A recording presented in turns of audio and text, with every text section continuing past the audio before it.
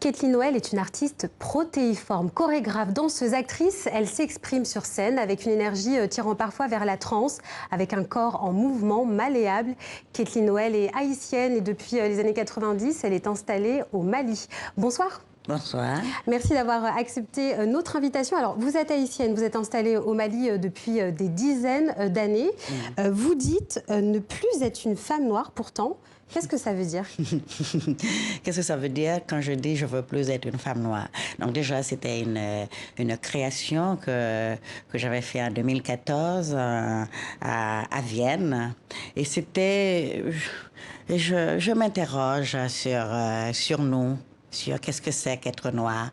Alors, qu'est-ce que c'est qu'être noir, du coup? Justement, je ne sais pas ce que c'est qu'être noir, mais si être noir, c'est s'enfermer dans l'exotisme, dans une espèce d'image toute figée, qui ne bouge jamais, je ne veux pas être noir.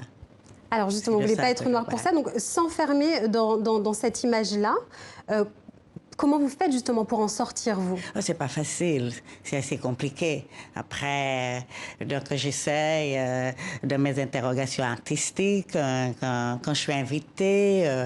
De toute façon, ce qui m'intéresse dans mon travail, c'est les gens, c'est la société, c'est ce qu'ils sont.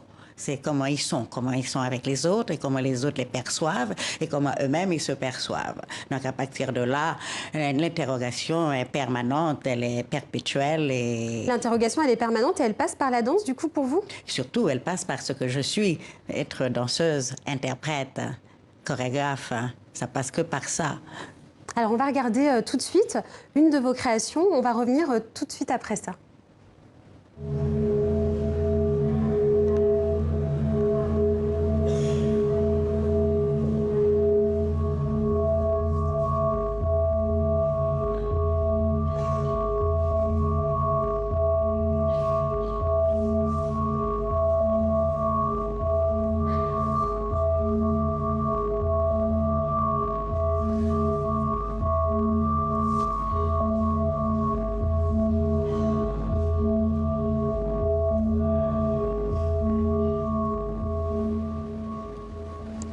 Alors c'est un extrait de l'une de vos créations, Zombification. Donc on peut y voir des choses lugubres, parfois peut-être même un peu mystiques.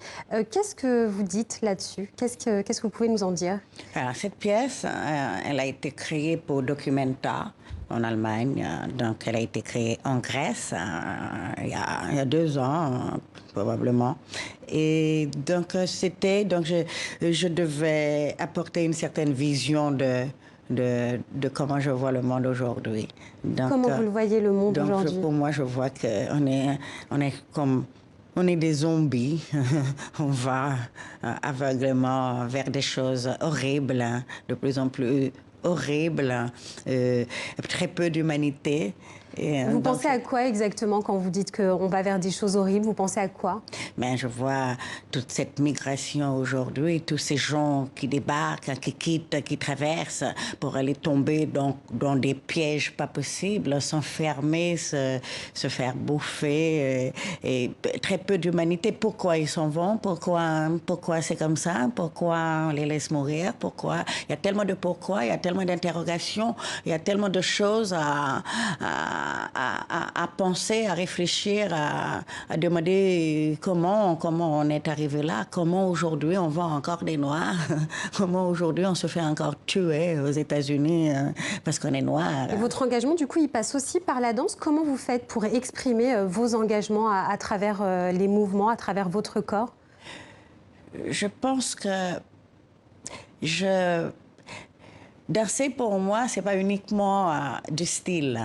C'est pas uniquement faire des beaux gestes et des beaux mouvements. C'est d'abord parler, c'est faire parler le corps sans les mots. C'est comment le corps et ses différentes couches peuvent établir un certain dialogue avec toi-même, avec les autres. Comment dépasser les mots.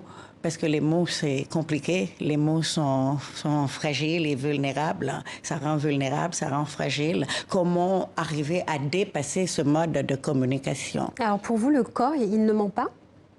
Le corps, il ne peut pas mentir. Le corps, Le corps, il peut enfouir, il peut enraciner les choses profondément en lui, mais il ne peut pas mentir, il n'oublie pas. Il a sa propre mémoire. Il y a une mémoire. Oui, oui, qui est toujours en mouvement, hein, qui est marqué, qui est stigmatisé par son vécu. Alors, vous avez choisi de vivre au Mali après avoir vécu en France et à Haïti. Pourquoi? Bon, c'est que des fois, je ne choisis pas les choses arrivent à moi. Je pense que le Mali est venu à moi parce que ma famille est partie au Mali. Au départ, j'étais au Bénin. Donc, j'ai quitté Haïti assez tôt, hein. Je suis partie à Paris, j'ai habité Paris, je continue d'habiter. Vous aviez quel âge à peu près à ce moment-là? Je ne sais pas, je devais avoir 23, 24 ans, 25 ans. Donc, quand j'ai quitté Haïti, donc j'ai fait du théâtre, j'ai fait pas mal de choses à Paris. Et puis, j'ai commencé à vivre entre l'Afrique et Paris et l'Europe un peu plus loin. Et maintenant, Haïti vient s'ajouter à tous ces territoires, hein, qui m'habitent et que j'habite. Donc, comment passer de Haïti au Mali. Donc les choses viennent et je les laisse venir et je les prends comme elles viennent. Alors, vous prenez les choses comme elles viennent. Finalement, pourquoi avoir choisi de rester, vous établir Parce que la en danse. Afrique? La danse? Parce que la danse a trouvé écho au pays, parce qu'aujourd'hui, il y a de la danse au Mali, parce qu'il y a plusieurs espaces, il y a plusieurs compagnies, il y a plusieurs jeunes danseurs, et le travail de Donko Seko, centre chorégraphique à Bamako, ne s'arrête pas seulement au Mali, ça va un petit peu plus loin. On accompagne des danseurs de la Côte d'Ivoire, du Tchad, on invite les gens avec le festival Danse au Manque Danse, donc on est l'endroit, c'était l'endroit où ça se passait. Passe. Et alors justement, vous avez dit à votre arrivée sur le continent que finalement la danse n'était pas perçue comme, considérée en tout cas comme un métier en Afrique. Est-ce que ça a changé du coup Oui, depuis? ça a beaucoup changé. Et vous y avez Il y a le contribué? conservatoire au Mali avec un département de danse, un diplôme d'État. Et il passe des concours pour devenir fonctionnaire. C'est hyper important d'avoir un travail fixe.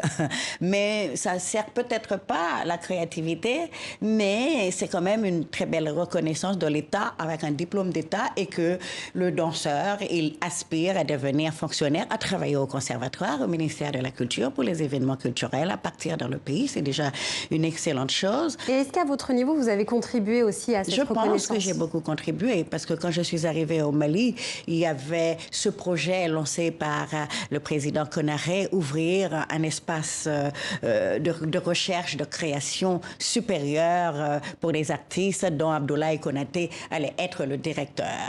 Et je suis arrivée avec le projet de Donko Seko, avec le projet de danse, et c'est comme ça que le ministre de la Culture de l'époque, Pascal Baba Coulibaly, m'a invité à faire partie de cette belle aventure qu'est le Conservatoire d'art et métiers multimédia, et c'est comme ça que la danse est entrée au conservatoire.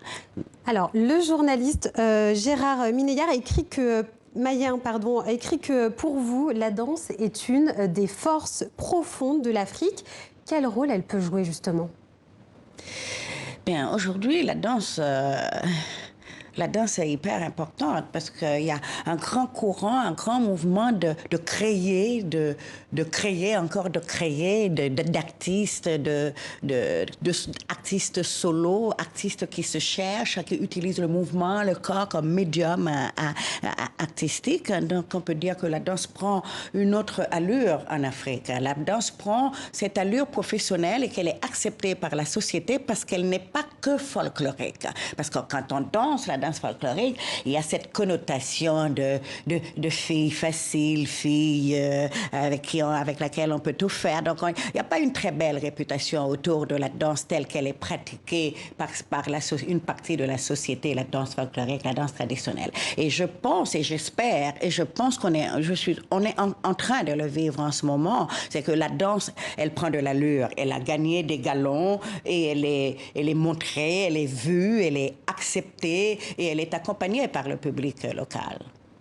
Alors, vous avez joué dans le film, Timbuktu d'Abderrahmane Sissako. Est-ce que vous avez d'autres films à venir? Est-ce qu'on va vous voir dans d'autres films? C'est compliqué, non. Pour l'instant, il n'y a pas... Est-ce que ça fait partie de vos envies? Oui, bien sûr, j'ai envie de tout expérimenter et en plus faire du théâtre ou faire de l'acteur. J'ai quand même une formation, j'ai travaillé avec un grand américain, Jack Walzer, la méthode de l'acteur studio. Donc oui, ça m'intéresse. Et je pense que quand je danse, j'amène beaucoup de l'interprétation. J'interprète des rôles, on va dire. Donc c'est ma façon à moi de faire du théâtre moi-même sans faire du théâtre. Merci, Katie Merci à Noël. vous. Merci beaucoup.